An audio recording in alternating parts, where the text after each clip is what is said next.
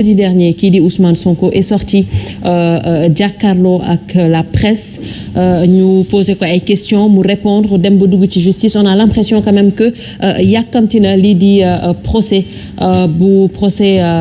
qui l'oppose à Adji Sarr taxaw. Après cette sortie il y a eu la sortie de l'UMS. Après UMS yéen gis nañ ne que ñi di waa Benno Bokk Yaakaar également génn nañ muy des communiqués par presse interposés, on va le dire comme ça. Léegi lan nga mën a jàpp Khafor wala comment tu as analysé cette sortie de Ousmane Sonko premièrement ak yeneen sortie yi ci tegloo. mais jërëjëf Néné Aïcha. Et surtout par rapport à la justice parce que ce qu'on ne comprend pas peut-être muy pataaral peut-être bu justice bi defoon boobu ba tey ce qui s'est passé et automatiquement après cette sortie ñu gis ne que les choses commencent à bouger. Néné Aïcha xam nga politique amul hasard.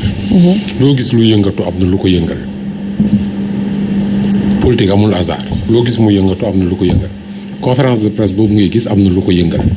c'est pas que événement yi ñëw après ñoo expliquer sortie bi mais sortie boobu. lan moo ko yëngal non ci laay ñëw. c'est xam nga lu may retenir. c'est vrai que daaw ci période bi defe naa retrouvé wu nañ fii. am na lu ma la waxoon daaw moom laa lay waxaat ren. loolu ngay wax ci conférence de presse bi bu dee affaire Sonko la. ak Adji Sarr li ma ci waxoon daaw rek laa ciy waxaat. damay wax ni. lépp fi mu tàmbalee mooy xale bu jigéen moo génn jiiñ Ousmane Sonko viol. man de bokk naa ci sénégalais yi doon xaar ni Ousmane Sonko day génn ne xamul xale bu jigéen bi xamul foofu ba mu ko xamee xam foofu d'accord ni dem na fa après lépp li ci des ak li ci am ku nekkul naafeq xamoo ko ñoom ñaar ak yàlla ñoo ko xam justice kese ci fi ñu nekk ci réew mi moo ko mën a àtte. donc man fa laa yem ci factuel sur les faits li ci des yëpp commentaire la jaxase xel truc les faits et les faits sont têtus mooy lii ñëpp d'accord mooy Ousmane Sonko d'accord ci mooy jóge na këram sol blouson sol capuchon ci biir couvre-feu taal otom àndul ak chauffeur àndul ak garde-corps dem gaare dugg génn loolu c'est des faits après la fa xew.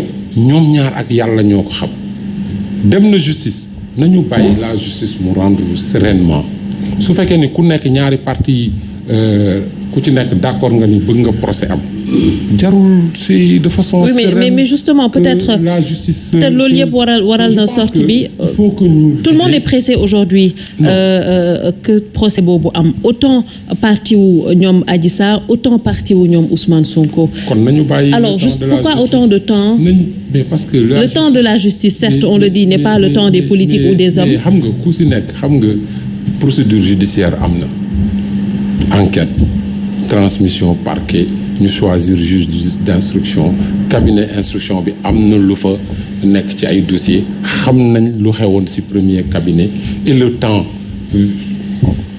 pour ñu déglu tous les acteurs au fond instruire dossier bi enrôler ko yóbbu ko procès loolu c'est un temps les gens sont en détention préventive 2 ans 3 ans 4 ans yaa ngi dégg aujourd'hui ça fait juste 1 an pour un dossier qui est en instruction on commence les auditions au fond nañu bàyyi la justice mu dérouler wu sereinement man loolu laa ci am commentaire ci bu gàtt li may def. Et par rapport à sa sortie. non mais xam nga acteur politique bu nekk tu es responsable de tes propos il faut prendre les Sénégalais pour ce qu'ils sont ñu bàyyi leen am nañ capacité appréciée ku am jàpp ni demain am nga projet ambition diriger Sénégal am nga projet nekk chef suprême des armées nekk le garant du bon fonctionnement de la justice et des institutions de la République taxaw nekk ci beneen position di saaga justice bi xas ñëpp menacé c'est pour moi pour un acteur politique de premier plan c'est des propos qui sont irresponsables et que rien ne justifie absolument rien ne justifie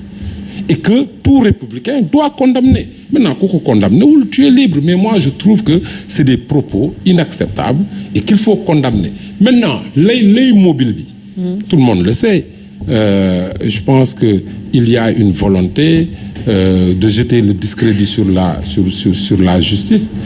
Mais ce qu'il faut rappeler, c'est qu'au Sénégal, dans les 46 départements, du matin au soir, la justice est rendue à des milliers de Sénégalais.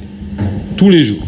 Qu'on me dise qu'il y a un problème, qu'il y a des dysfonctionnements sur le plan judiciaire, que quand ça concerne 3, 4, 5 hommes politiques, qu'on dise qu'il y a des problèmes. C'est que les hommes politiques, bon, aujourd'hui, malheureusement, à mon avis, on milite pour l'impunité des hommes politiques. Ce fait qu'il y a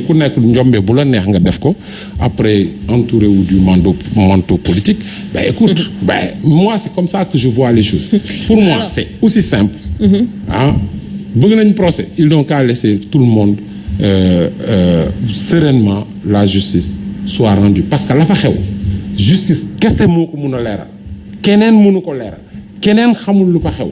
ñaari nit ñoo ko xam ci dëkk lañ dëkk bi ñu dëkk dafa am ay loi ak ay règlement justice kese moo fi mën a wax lu fa am dara am na fa wala dara amu fa. kon nañu bàyyi na ñëpp ñëw dans la sérénité. On n'a pas besoin de menaces, on n'a pas besoin de pression, on n'a pas besoin d'insultes, soxlawuñu xastante et voilà, la justice soit rendue. Alors il l'a dit peut-être. Et la justice est rendue au nom du peuple sénégalais. Donc ñun ñëpp ñoo accepter de vivre en démocratie. Oui. Lorsqu'on accepte de vivre en démocratie, il y a des règles.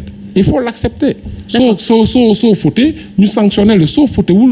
Justice, on est 17 millions de Sénégalais. C'est pas les 17 millions de Sénégalais qui ont des problèmes avec la justice. Alors, Khafor l'a dit, des fois, dañuy militer pour l'impunité des hommes politiques, mais on se demande fan lañuy gisee loolu le plus souvent. Alors, il a également parlé d'irresponsabilité par rapport à Ousmane Sonko. Su demee bay jeter le discrédit ci ay institutions. Est-ce que vous le prenez comme ça, à part? Aïcha, je pense que ni irresponsable ni jël un aspect de la vie privée d'un homme politique beaucoup def un instrument politique. Je pense que tey Sénégal bu ñu doon wax ci vie privée homme politique yi mbetteel dina jóge fu ñu ko foogeewul et je pense que Sénégal sunu démocratie ak nu mu toll si dayoo mérité wul histoire bu mel ni indi 14 morts dans ce pays-là. Mais il y a eu la sortie de Mimi Touré quand même buy wax ne que c'est pas l'APR ñoom ñoo tenir justement carnet de rendez-vous suite ba Mimi Touré du mu nekk di tontonteeg moom parce que chaque fois que Macky soxla ko utiliser ko après jeté waat ko c'est ça son sort. Bon? Et ñaanal nuñ ko loolu li ma ci bëgg wax mooy nee na Ousmane Sonko en tant qu'acteur politique majeur dafa génn def benn sortie parce que il a fait un rendu d'actualité et j'aimerais dire aux Sénégalais aussi au-delà diabolisation bi ñu bëgg Ousmane Sonko est un acteur politique qui maintenant mérite le respect dans ce pays-là parce que son parcours est quand même assez exceptionnel. Il y a 7 ans son parti n'existait pas. Aujourd'hui tey nous en tout cas qui sommes à Yewwi Askan Wi on sait que si on devait définir un grand gagnant dans ces élections-là ce serait le Pastef de Ousmane Sonko et d'ailleurs bëri na candidat yu doon toog seen